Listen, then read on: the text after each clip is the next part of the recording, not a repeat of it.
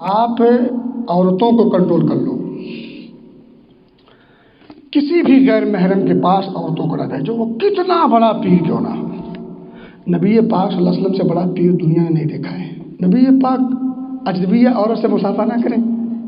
ہم اتنے پہنچائے ہو گئے، کب کس کا ایمان بگڑ جائے کس کو بھروسہ ہے۔ یہاں فرشتہ کوئی نہیں ہے، یہ شہوت سب کے دلوں میں رکھی ہے اللہ رب العزت نے۔ کوئی نفس پاک نہیں ہے شہوت سے۔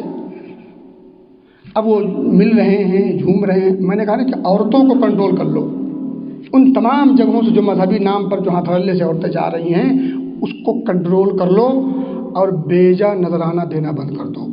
یہ سب اپنے بے موت مر جائیں گے۔ آپ کو الگ سے تقریر اور تحریک چلانے کی ضرورت نہیں ہے، سب بے موت مر جائیں گے۔ 6 مہینے کے بعد کوئی استھان نہیں دکھے گا، کوئی مزار نہیں دکھے گا جہاں چلے ہوں اور یہ ہوں اور وہ ہوں اور ایسا ہو ویسا ہو، سب کچھ ختم ہو جائے گا۔ صرف 2 چیزوں پر کنٹرول کر لو، عورتوں کو جانے نہ دو۔ مسجد میں آئے عورت کہتے فتنہ ہے، مزار پہ جائے تو کوئی فتنہ نہیں۔ عورت مسجد میں آئے فتنہ ہے۔ پار مسلمانوں کیسی پٹی پڑھائی گئی ہے، اچھی پٹی پڑھائی کے بعد میرے خیال بہت آگے نکل گئی۔